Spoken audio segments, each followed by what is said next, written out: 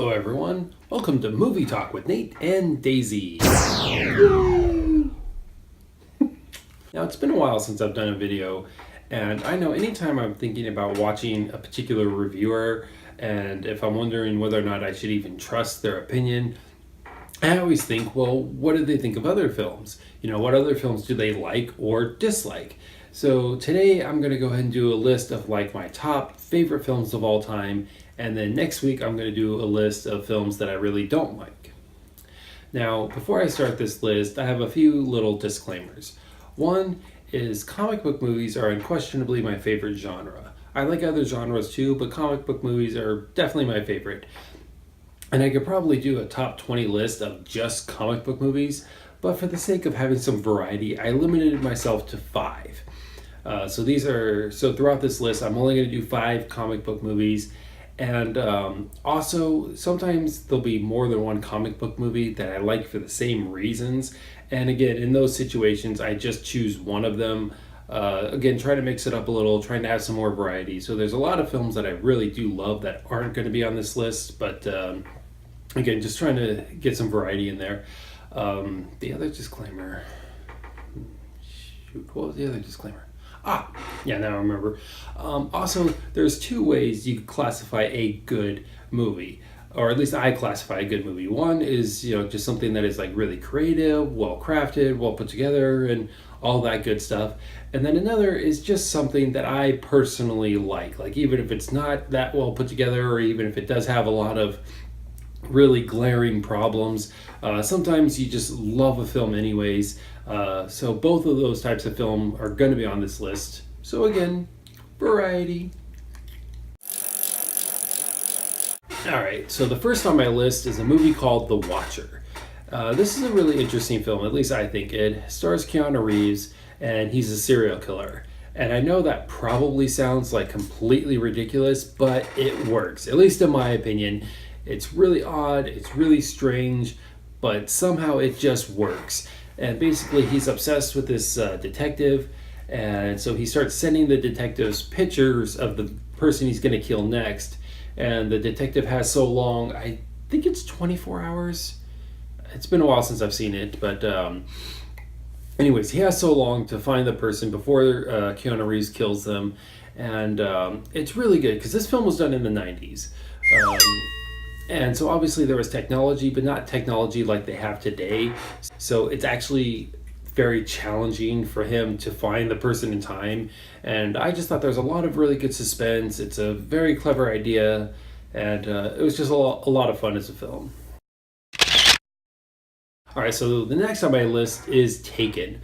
Now, one of the things I really like is when a film could take a tired idea and really do something new and fresh with it. And in the case of Taken, it's basically bad guys kidnap someone that the hero cares about, and the hero has to go and save them, which is about as tired of an idea as you could possibly get. But this one, there's a lot of differences that really make it stand out from other films like that. First of all, Liam Neeson plays a character named Brian Mills, and he's actually an interesting character. In most films like this, the main guy is pretty much just some buff guy who has no personality, and he just kind of shows up to shoot everyone and kill all the bad guys. But in this case, Brian Mills actually has personality. He's a very likable character. He has character quirks.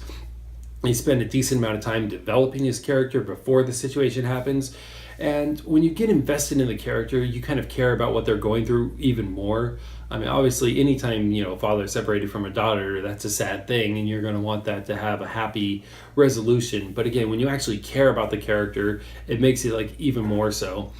So that was one thing. Another thing is a lot of times the hero knows where the person is. They just have to go get them. Most of the time, it's they're in a building, or even if they don't know where they're at, they usually just interrogate a thug, hey, where's my daughter, or whoever, and then the thug tells them, and then they go there, and so on.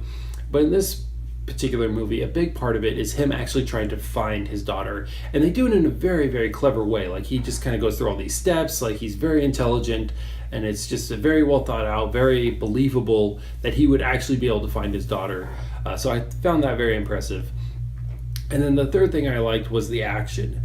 I think a lot of action, especially nowadays, they get a little too fancy. I like cool creative stuff, but sometimes I feel it's a little too much. Like when the guy will grab the guy's arm and he'll twist it and he'll do this, and then he'll put his feet on the wall and throw himself back and toss the guy or like whatever. Like sometimes they get a little too fancy. This one, he's very precise. Like a lot of times he does like the double tap just to make sure they're dead, like when he's shooting people, or like he'll like hide in a corner and then he'll like knock the guy's gun out of his hand and just do like one or two like real quick precise shots, so things like that. So I really like the action as well, and overall I found it a tremendously entertaining film. Alright, so next on the list we have My Cousin Vinny. This is my all-time favorite comedy. I'm not typically big on rewatching comedies because most of the time, at least in my opinion, it's not as funny the second or third or fourth time. But My Cousin Vinny, I mean, I'm probably like on the 112th time, and it's still funny to me. I absolutely love it. All the performances are great. You got Joe Pesci, he's playing a lawyer, and he's fresh out of law school, and he's still like he understands a lot of the laws, but he still is kind of iffy on a lot of the procedures, so he's trying to figure it out. So you got a lot of great comedy with that. Him and Marissa Tomei together are absolutely fantastic, and I was very impressed that there's a lot of running jokes in this film. And I know most comedies do have some running jokes, but usually it's only like one or two. This one has like a lot of running jokes, and in my opinion, they all land every time. And it's still funny. It's one of the few comedies where no matter how many times I watch it, it's still funny. And that's why it's my all-time favorite comedy. Well, you're being very quiet, aren't you? You're probably not even on camera. That's okay, though. I still love you. All right, so the next on my list is Fracture. This is a film that somehow kind of flew under the radar, and it's very surprising to me because it was well advertised, and it has Ryan Gosling and Anthony Hopkins in it, and somehow like hardly anyone's heard of this film, but basically Anthony Hopkins plays this rich guy, and he finds out that his wife is cheating on him. So one day he waits for her to show up, shoots her point blank, waits for the police to show up, calmly confesses like it's nothing, just like, yep, shot my wife right in the face, and then he tries to get away with it, which again probably sounds completely ridiculous, but he actually has a very clever defense. The character is very clever, very vindictive, and it's Anthony Hopkins, so the performance is great. And the way he messes with Ryan Gosling's character, because Ryan Gosling plays the attorney who's trying to prosecute him, and he just screws with him so bad. And there's a lot of really great scenes with that. So it's a very fun film. The only flaw, like the only thing that really stops this from being much higher on the list, is the fact that sadly it was a bit too long. And it's not a very long film, but there's quite a bit of stuff with Ryan Gosling's character that I thought was just unnecessary. And then there's a point in the film where it could have ended like right here, but then they kind of keep going a little bit more, and I think it would have been better if they just ended it right there. But these are just small things. Overall, I still absolutely love the film. I love the performances. I love the dialogue between the characters, and I just really love the film. Alright, so next on my list is Dick Tracy. Now, one of the things I absolutely love about this film is it's a comic book movie, and it is absolutely not afraid to be a comic book movie. There's no real life locations, it's all sets, and all of the sets, they look like they're from a comic. Everything is very bright and colorful. You got people who have, like Dick Tracy actually wears the full-on bright yellow trench coat. A lot of the other characters are wearing like bright purple and green suits. The cars are bright orange and green and all that stuff. Like, it's a really bright comic book movie. Like, if you didn't know who Dick Tracy was, or if you were just like flipping through channels and you didn't know what you were watching, you could watch any scene in this movie for like 5 seconds and be like, oh, this is a comic book movie. And I really like that. I really like that it just really went for it. In terms of actually looking like the comic, this is probably like one of the best comic book adaptations ever made, in terms of, like I said, just being just like the pages of the comic.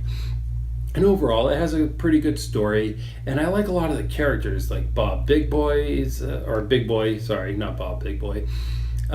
He's a great character, and a lot of the other ones that I can't remember their names at the moment. Some people complain that Dick Tracy himself isn't a very interesting character, and that it's really off-putting that you have all these outrageous characters and then Dick Tracy's like this really normal kind of bland character. I don't really agree with that. I thought he was at least interesting enough, and overall I think the other characters kind of make up for his lack of interestingness. God, that sounded horrible. Help me out, Daisy. Anyways, I still really love the film, so. Alright, so the next on my list is American Psycho. Now, this is what I like to refer to as a performance film, and which is not a technical term, but what I mean by that is there's some movies where the main reason why you watch it is for a particular actor's performance, and in this case, that particular actor is Christian Bale. I think he is just absolutely fantastic in this film. I think for the most part he's a very good actor, but I think this is his absolute best performance. He's very funny, but in a very, very twisted way. He's great at being psychotic, and it's just overall a very unique and fun performance, and I really feel like this movie would not have been good without him. Like, the story and everything is okay, it's decent, but the main thing is his performance. The dialogue is really great, but I think if it wasn't delivered properly, it wouldn't have been as great. So I think the main film really hinges on his performance, and he absolutely delivers, and I absolutely love this movie. Next is Civil War. Now, as I mentioned in the beginning of the video, I do love comic book movies, and one of the things I love about comics in general, not just movies, but also the comic books, is the fact that they can be really serious, it can be very emotional, they can deal with real life issues, but comics also have this way of being really outrageous and ridiculous, but somehow it still kind of makes sense anyways. And this movie, I felt, was a very good blend of those two things. You have the real life issues about like what it'd be like with superheroes in this politically charged world, what happens when they disagree, and all that good stuff. But then there's also a lot of like over the top comic book fun, like the airport scene. I think is like one of the coolest action scenes ever to be put on film.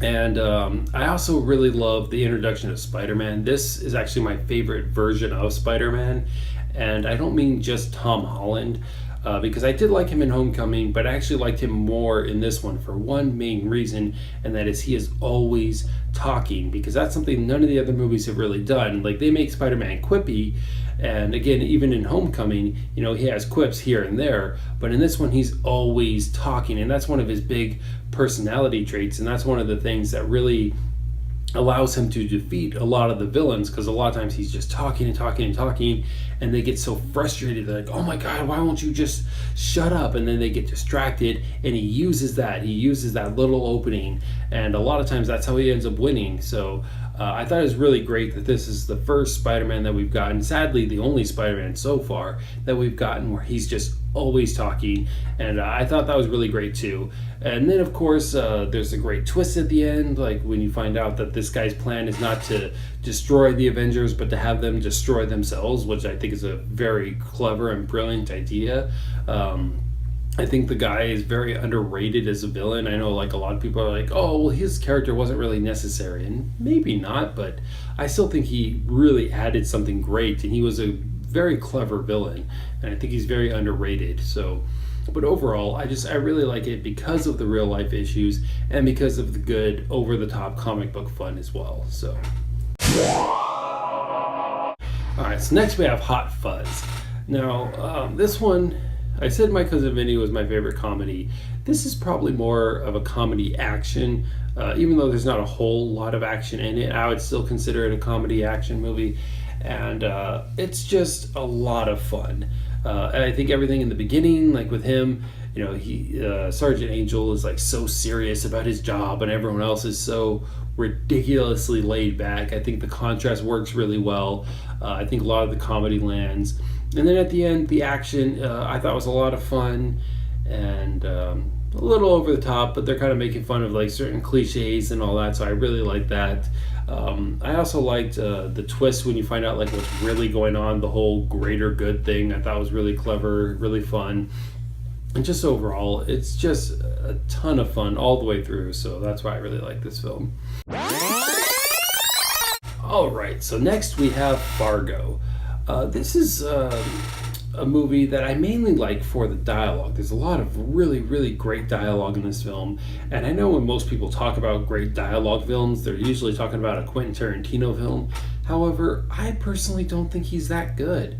I'm not saying he's bad, but I don't think he deserves to be on the pedestal that most people put him on. I think he has some good lines here and there, and the rest is just okay.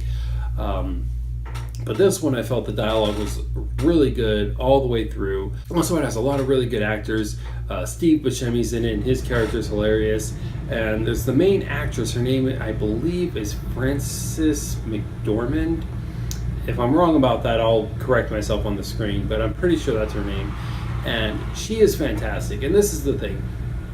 If you're playing a character that's like really goofy or really sarcastic or really crazy, it's kind of easy to make that compelling. But her character is, she's very polite, she's very nice, and it's really difficult to make that compelling, and she does. I absolutely love her character, not just because she's a good moral person, but I genuinely enjoy her performance in the film. And like I said, because she's playing a character who is so noble and so nice and so polite, that's very, very difficult to do, but she definitely pulls it off, and she deserves a lot of credit.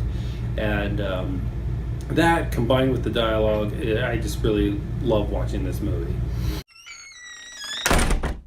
Alright, so the next on my list is Scream. Now, I've seen all the Scream movies. I really like the first three. I really wish they didn't go with part 4. I thought they had a really good trilogy, and each time, like with Scream 2 and Scream 3, they were both familiar to the first one, but they are also mixing it up, which is what I think franchises and sequels should do. Kind of be familiar. There's certain bases you got to hit, but you still want to be new and fresh and everything like that. And I thought they did a great job with that. I thought it was a great trilogy. Didn't like the fourth one, but overall my favorite is the first one. I thought it was really great, especially the opening scene. The whole movie trivia thing, and I love the trick question. How he says, "Oh, who was the killer on Friday the 13th?" Because pretty much anybody asked that question is gonna say Jason. But like he said in the movie, in the first one, it was actually his mom, which I thought was just such a clever trick question, and I wish they kept that up throughout the film, like the whole movie trivia thing for your life. I thought that was really great, and again, I wish they would have continued that. They still do the phone calls, but he's not doing the trivia anymore. But still, it's in the opening scene, and the rest of it is really great, like the commentary they make and the awareness that the film had and the jokes they make about other horror movie cliches and all that stuff. So I still find it a very fun film. It's not really scary, but that's okay. It doesn't really need to be. I actually don't like being scared anyways, so it kind of works out for me. But yeah, I really love Scream. Alright, so the next on my list is Clue. I absolutely love this film because not only is it a great comedy, but it's also a great murder mystery. This is a comedy mystery, and it has tons of great actors in it. It has absolutely fantastic dialogue, and it has a genuinely good and interesting murder mystery. And then, of course, it has Tim Curry in it.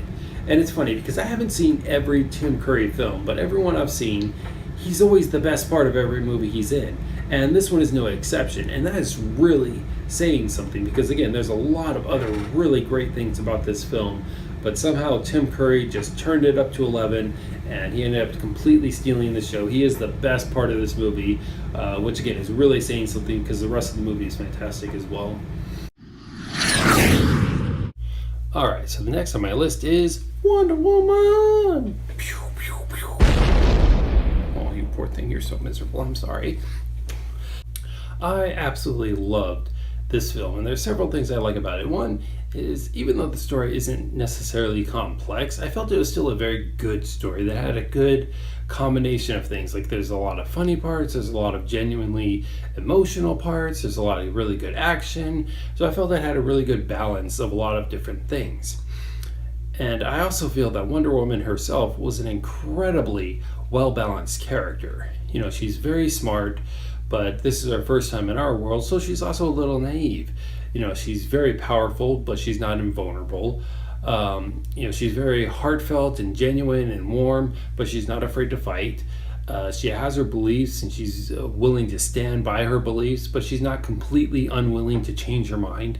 So I just felt she was an incredibly well balanced character. And I also like the fact that they really brought back the godlike quality to superheroes, because a lot of superheroes, at least in the comics, are, you know, very powerful and they are kind of very godlike. But in more recent films, they've made them more like humanized, more identifiable, and I get why they're doing that. And I'm not saying there's necessarily something wrong with that. I do like it, and I do think it makes for good, compelling stories. But I do kind of miss that feeling of like, oh my God, you know, like you look at the older, you know, superhero films like the Christopher Reeve Superman. Whenever he showed up, it was never just like, oh, there's Superman. You know, he always had that big bright costume. He had his own music, you know, that epic John Williams score. So whenever he showed up on screen, it felt like a big deal. It wasn't like, oh, there's Superman. It was like, oh, there's Superman. And same thing with Tim Burton's Batman. You know, whenever he came on screen, it was never like he just walked into the shot. He always had the cape spread. He would kind of swoop into the scene. You know, the music would pick up, the Danny Elfman Batman theme.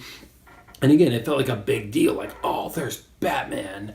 But again, in more recent films, most superheroes don't have their own theme, and a lot of times they just feel a lot more like average people. In fact, with Marvel films, that's usually the point, is the fact that they are these average people who just happen to have superpowers.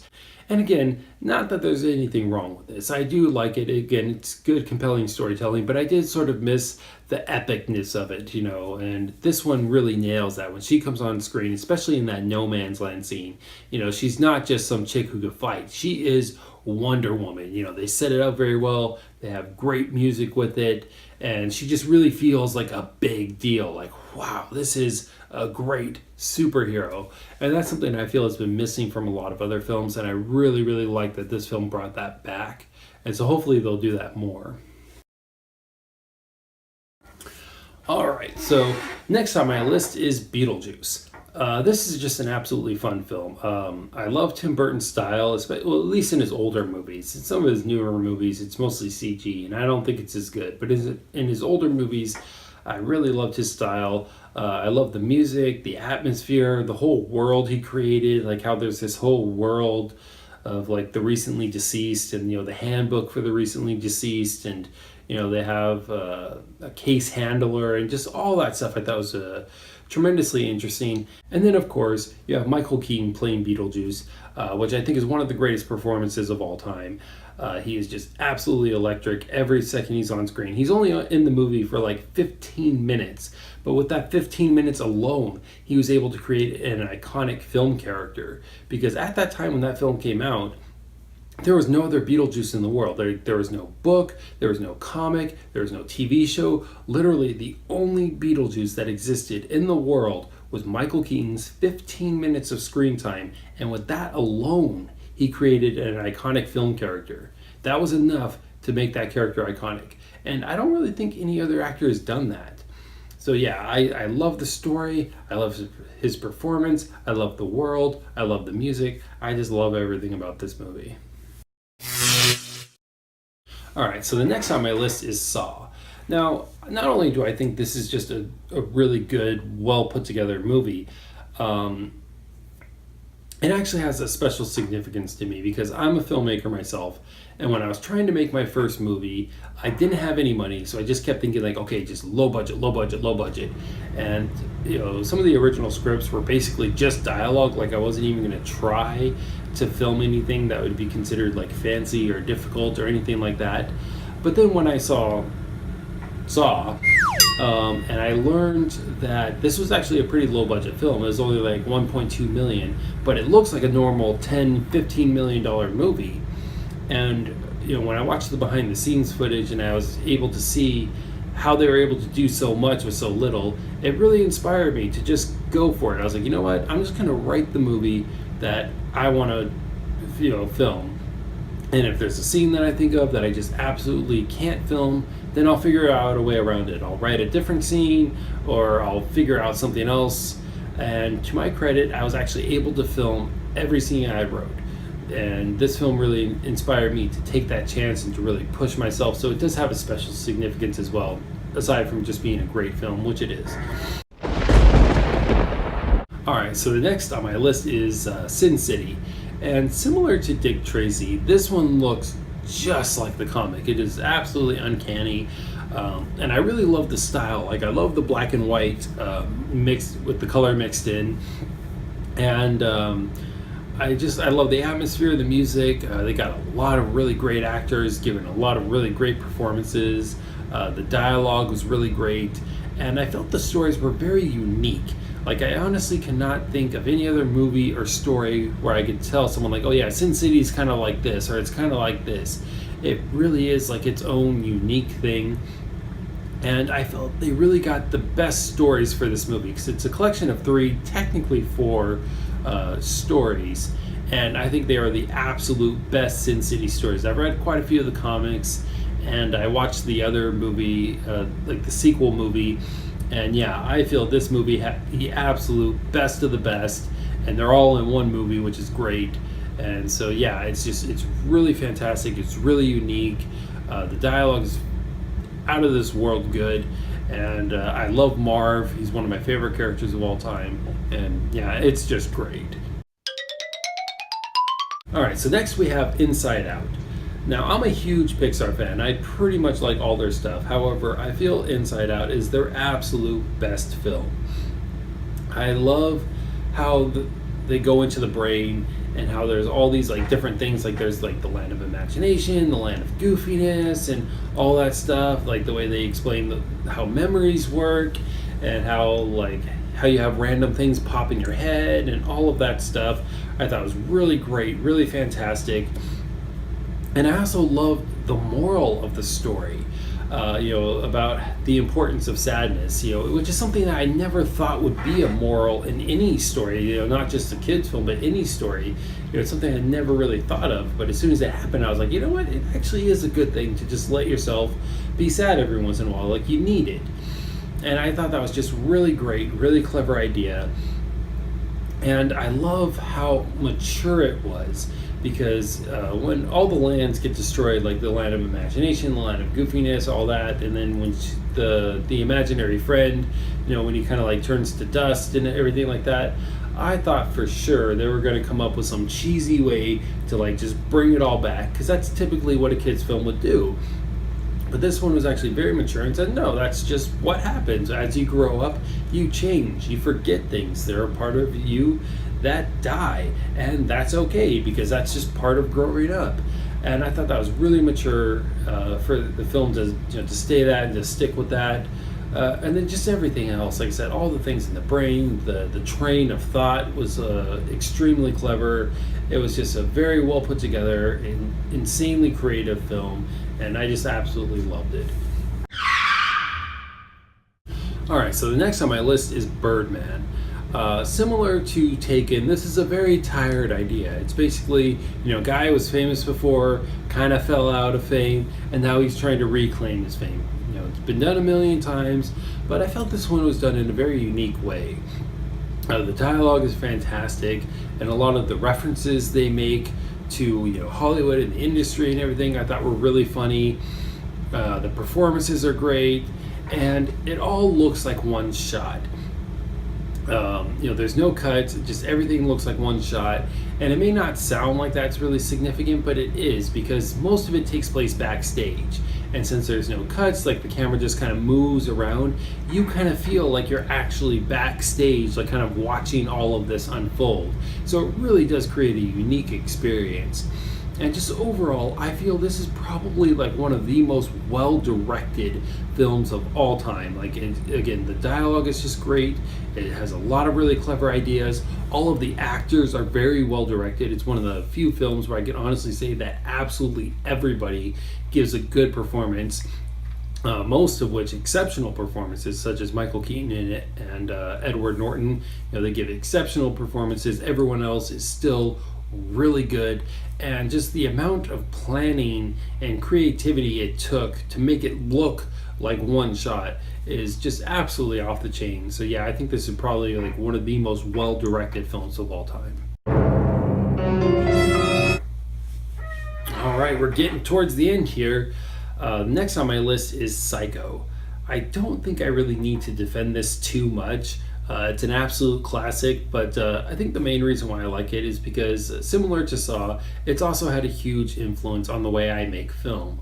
I love how, before we get to any of the killing or anything like that, there's a lot of suspense and build up. Like, you're constantly kind of asking yourself questions. Like, first, the chick, she steals the money, and you're kind of thinking like, oh my god, is she like really gonna take it? Is she really gonna try to get away with this? And then she runs into her boss, and you're like, oh my gosh, she's busted. And then she runs into the cops. They're like, oh my god, how do they know? Like, how did they know she has the money like already? And then when she gets murdered, the shot kind of pans over to the money. So then you're thinking like, wait a minute, did they find out about the money? Like, why did the mother kill her? Like, there's all of these questions, and there's so many ways that keep you engaged with all these like little things. It didn't take a lot of like, special effects or anything like that. They keep you engaged, with just simple things, simple creative things. And I really like that. And that's something I really, do a lot in my films, or at least try to do in my films, because mainly because I don't have any money, but also because I do think it's just good storytelling to do things like that. So the next on my list is The Princess Bride. Once again, this is an absolute classic, and I don't really know how much I could say about it that hasn't been said already. It's just so freaking good. It has pretty much everything you could want in a movie. It has action, it has love, it has comedy, it has imagination, like there's a made-up land, just so much creativity.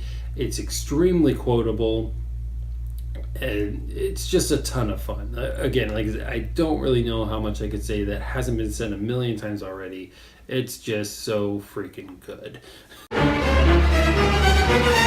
All right, here we go. The number one, my favorite movie of all time is...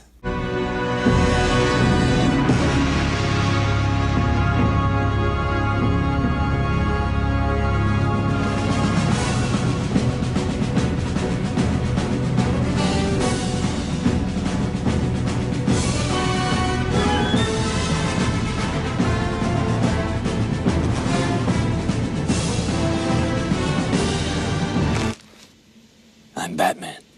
Now, Batman is my all-time favorite character, and it is a little ironic because I do feel that The Dark Knight, and especially Batman Mask of the Phantasm, do have much better stories. But the reason why this one's my favorite is because it's just the one I watch more often, and I think the reason for that, there's a couple reasons. One is Keaton is still my favorite Batman. And I'm not going to go into too much detail as to why. Like, I actually have a different video where I'm going to analyze Batman and all the different actors who played him, so I'm not going to really go into it too much. But he is my favorite Batman. And although the story isn't really that complex, it is more complex than most people give it credit for. Like, for instance, there's a scene where he's trying to tell Vicky Vale that he's Batman, and he's trying to explain to her about like a normal life and like what normal people do, and he keeps like stumbling over his words, and he keeps trying to get her to like fill in the blanks for him because he has no idea what he's talking about. Because he has worked so hard and dedicated himself so much to this idea of being more than just a man, this idea of being Batman, that he doesn't even know what normal is anymore. Which is not only tremendously more interesting, but that's a great psychology for a character. And a lot of people miss that because it's not analyzed and explained the way it is in the Nolan films, but it's definitely there. And there's quite a few other things like that I notice a lot of people kind of overlook. So again, it's still not a really great complex story, but it is more complex than most people give it credit for. But I think the main reason why I really love this film is because I love films that can really take you someplace. And this film takes me to Gotham City, which is my favorite place to go. I love everything about Gotham City.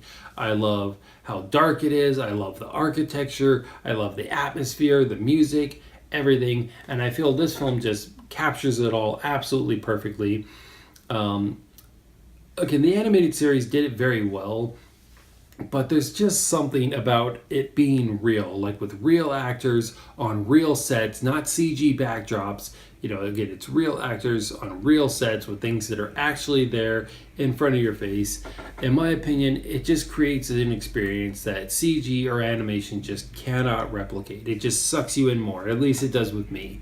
So just overall, I absolutely love Batman. I love Michael Keaton as Batman. I love the music. I love the atmosphere. Even though it's not a perfect story, I just love everything about it. And that's why it's my all-time favorite movie. Well, I guess that about does it. Thanks for helping out, Daisy. All right. See you around.